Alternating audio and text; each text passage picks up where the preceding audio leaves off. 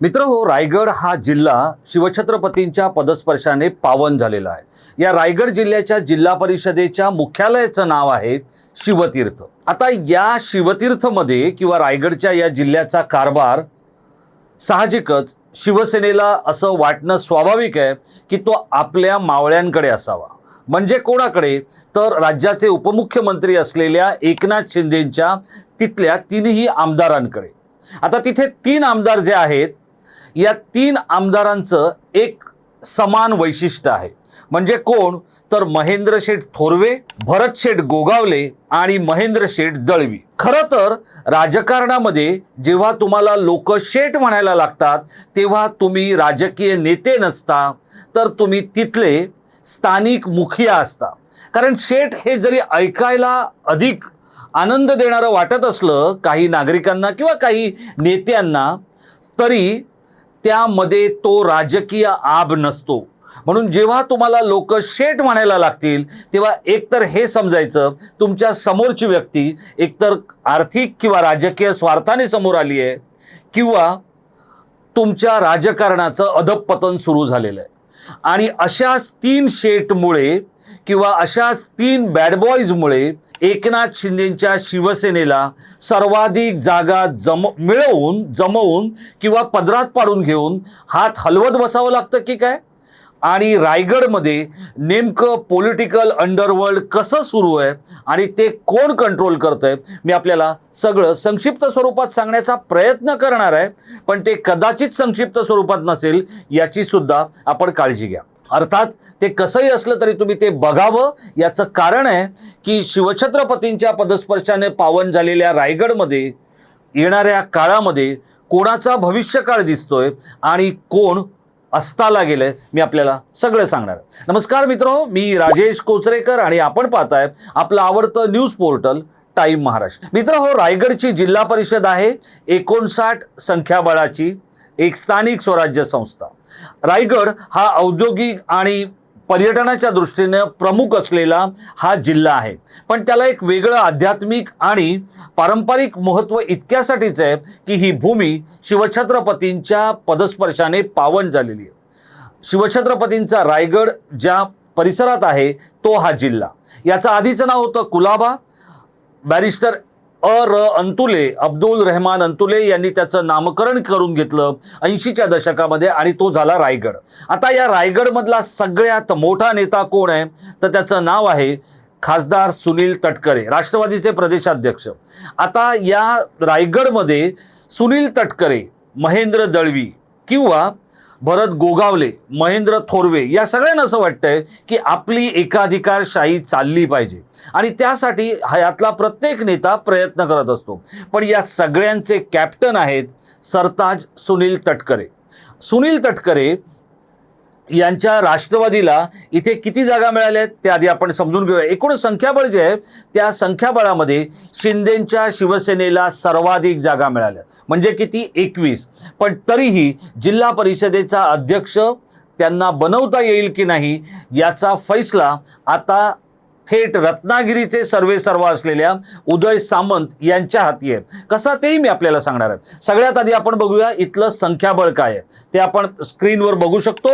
संख्याबळाच्या बाबतीत सांगायचं तर रायगडमधल्या 59 जागेमध्ये भाजपला मिळाले आहेत 15 जागा, शिवसेनेला मिळाले आहेत सर्वाधिक 21 जागा, राष्ट्रवादी काँग्रेस अजित पवार गटाला मिळालेल्या आहेत 16 जागा, उद्धव बाळासाहेब ठाकरे आणि जी परिवर्तन आघाडी एक बनवण्यात आली होती की जी महेंद्र थोरवे यांच्या विरोधात काम करत होती, त्या परिवर्तन आघाडीला आणि उद्धव बाळासाहेब ठाकरेंना मिळालेल्या आहेत 5 जागा, काँग्रेसला मिळालेल्या आहेत 2 जागा। आणि हा रायगड ज्यांच्याकडे गेली वर्षानुवर्ष होता हा जिल्हा, त्या शेकापला मिळालाय मोठा भोपळा। आणि तो भोपळा का मिळाला? तर त्याला स्वतः जयंत पाटील जे शेकापचे सर्वेसर्वा आहेत त्यांची कार्यशैली आणि त्यांची कार्यपद्धती याच्यामुळे आपले पारंपरिक मतदारसंघ सुद्धा या जयंत पाटलांनी आपल्या राजकीय विरोधकांना मित्र समजून देऊन टाकले।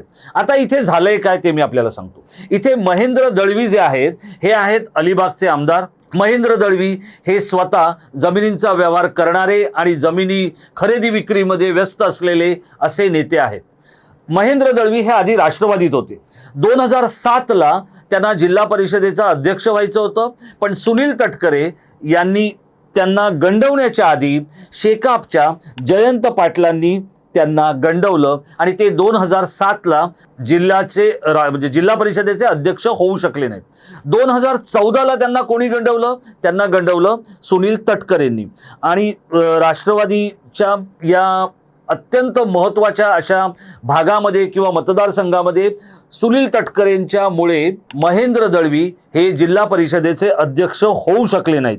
आणि ती जी सल आहे किंवा ते जे दुःख आहे किंवा ती जी खुन्नस आहे, ती खुन्नस घेऊन महेंद्र दळवी या निवडणुकीमध्ये आपल्याला वावरताना दिसले.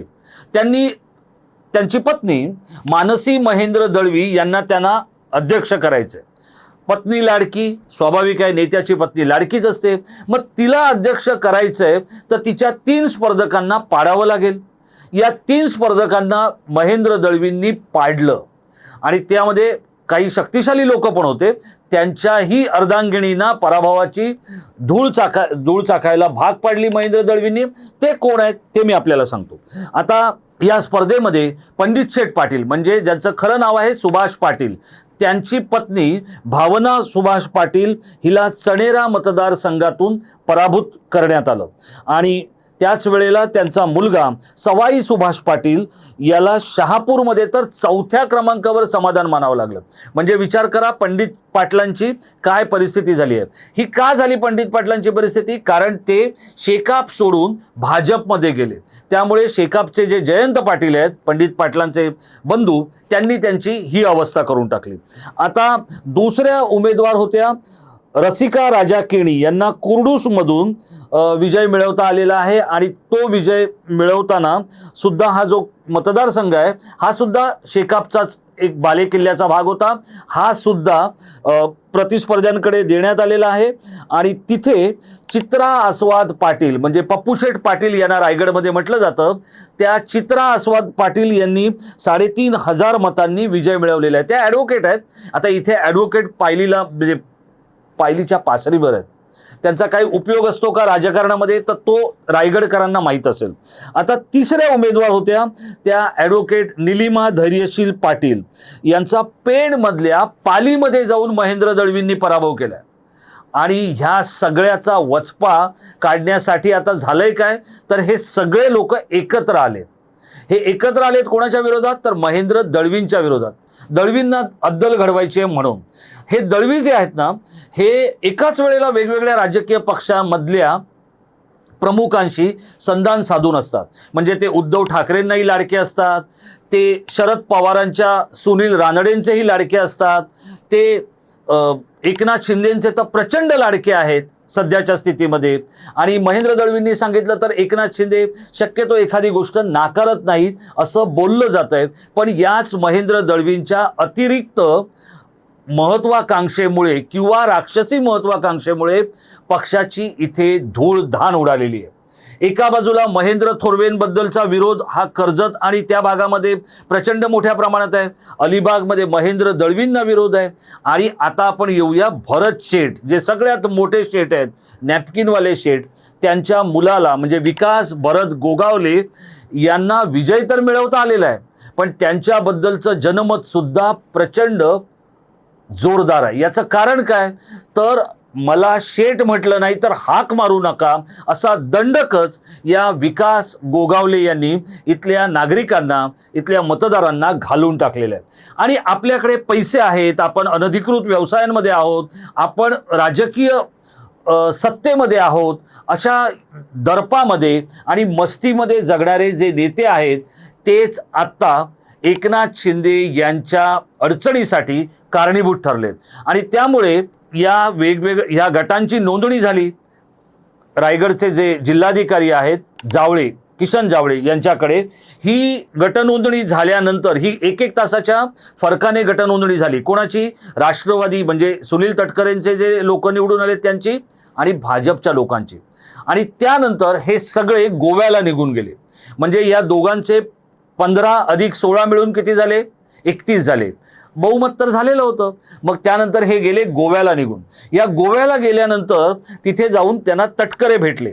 तटकरेंच्या बरोबरीने तिथे धैर्यशील पाटील पोचले, त्याचप्रमाणे रविशेठ पाटील पोचले, तिथे प्रशांत ठाकूर पण पोचले. आता ही सगळी भाजपची नेते मंडळी, भाजपने आणि राष्ट्रवादीने हातमिळवणी केली आणि महेंद्र दळवी आणि शिंदेंच्या शिवसेनेला कार्यालयाच्या बाहेरच राहता येईल, सत्तेच्या बाहेर राहता येईल याची व्यवस्था केली. आता हे सगळं कोण करत होतं तर अनिकेत सुनील तटकरे यांनी हे सगळं अरेंजमेंट केलं होतं गोव्यातल्या कॅम्पचं. भाजपचे लोक हे जे काही हॉटेलमधलं पर्यटन आहे ना किंवा सत्तेसाठीची पळवापळवी त्याला कॅम्प म्हणतात. जो भिवंडीमध्ये पण लागला होता असा हा गोव्यामध्ये पण लागला होता. या कॅम्पचं सगळं नियंत्रण केलं होतं अनिकेत तटकरेंनी आणि तिथेच निश्चित झालं होतं की सत्ता ही भाजपची आणि राष्ट्रवादीची येणार. आता बारात निकली है तो हम क्यों भाई दूर रहे असं म्हणून हे जे उभाटाचे लोक आहेत म्हणजे हे परिवर्तनवाले हे त्याच्यामध्ये शिरले आणि त्यांनी आपले 5 लोक त्याच्यामध्ये मिळवून टाकले.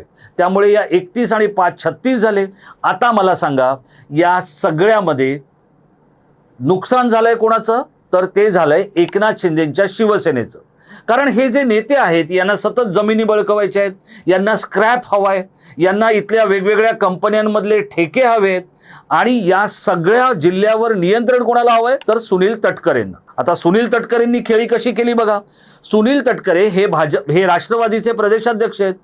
त्यांना भेटायला त्यांच्या कार्यालयात कोण गेलं तर भाजपचे प्रदेशाध्यक्ष. ही 4 दिवसापूर्वीची घटना आहे. रवींद्र चव्हाण त्या तटकरेंना भेटायला त्यांच्या कार्यालयात गेले. आता रवींद्र चव्हाण कोण आहेत तर भाजपचे नुसते प्रदेशाध्यक्ष नाही आहेत, देशातल्या आणि आशिया खंडातल्या सगळ्यात मोठ्या पक्षाचे एक ते प्रमुख भिडू आहेत. पण त्यांनाही तटकरेंकडे जावं लागलं का तर या सत्तेची सगळी सूत्र तटकरेंनी स्वतःकडे ठेवलेली आहेत. आता जयंत पाटलांनी काय केलं तर हे जे काही मतदारसंघ आहेत आपल्याकडचे ते त्यांनी आपला भाऊ जिंकायला नको, आपला पुतण्या जिंकायला नको म्हणून ही सगळी मतं शिवसेनेकडे वळवली आणि त्यांना हव्या असलेल्या मित्रांकडे वळवली. त्यामुळे शेकापच्या मतदारसंघामध्ये सुद्धा शेकापचे लोक निवडून आले नाहीत आणि जयंत पाटलांच्या वाट्याला आला भला मोठा भोपळा. आता या जयंत पाटलांच्या पक्षाचं इथलं नामोनिशाण संपलं. या महेंद्र दळवींमुळे शिवसेनेचं इथलं नामोनिशाण संपेल का अशी परिस्थिती निर्माण झालेली आहे. आता शिंदेंचा जो काही भरवसा आधार किंवा त्यांना जो आशेचा किरण दिसतोय तो कोणावर आहे तर तो आहे उदय सामंतांवर. आता उदय सामंत हे शिंदेंचे नाही आहेत, ते देवेंद्र फडणवीसांचे आहेत असा घोषा शिंदेंच्या पक्षातले काही लोक करत असतात.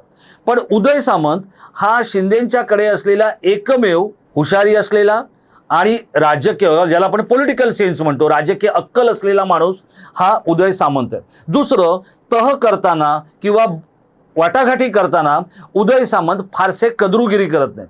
ते तसे त्यांच्या व्यक्तिगत आयुष्यामध्ये कधीच कदरुगिरी करत नाहीत, पण त्यांच्याबद्दल एक अविश्वास पक्षामध्ये नक्की आहे.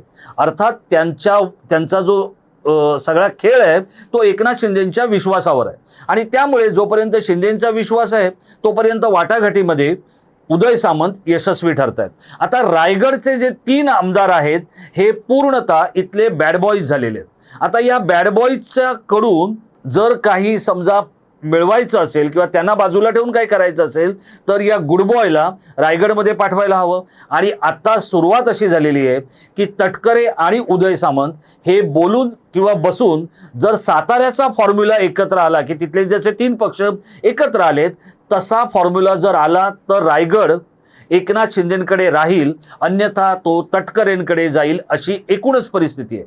आणि त्यामुळे जे महेंद्र दळवींनी केलं काय तर ते पेणमध्ये घुसले, पालीमध्ये गेले, तिथून त्यांनी धैर्यशील पाटलांच्या पत्नीला पाडलं.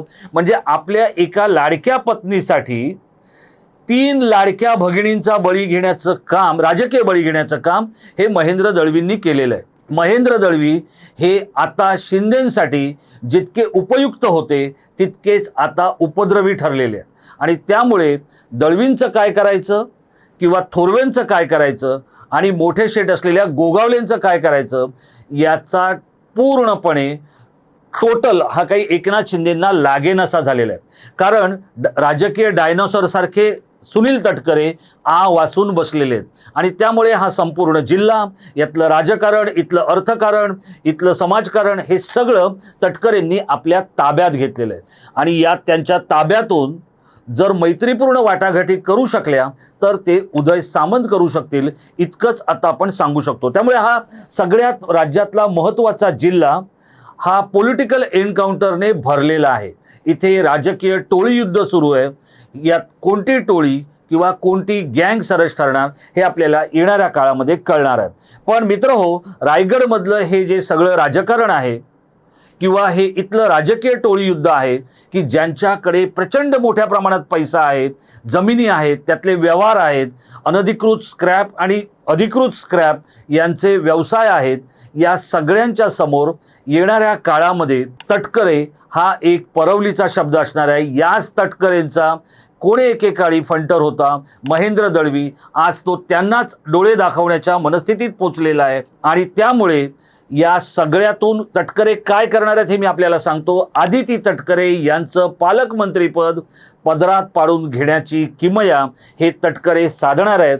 आत्तापर्यंत आपण व्यक्त केलेले अनेक राजकीय अंदाज आणि राजकीय खेळी या जशाच्या तशा घडण्याच्या आधी मी आपल्यापर्यंत पोहोचवलेले आहेत। हा व्हिडिओ आपल्याला कसा वाटला आणि इथल्या राजकीय टोळी युद्धामध्ये खऱ्या-खुऱ्या अर्थानं शिंदेंच्या शिवसेनेचा बळी गेला की शिंदेंच्या राजकीय महत्त्वाकांक्षेचा बळी गेला? इथे उदय सामंत हे पुन्हा एकदा शिंदेंसाठी मॅन फ्रायडे ठरणार आहेत का? आपल्याला काय वाटतं? आपण या व्हिडिओच्या खाली असलेल्या इनबॉक्समध्ये आपली मतं जरूर कळवा। अर्थात ती मतं नेहमीप्रमाणे संसदीय असावीत, अभ्यासू असावीत, त्यांचा नक्की सन्मान केला जाईल। धन्यवाद।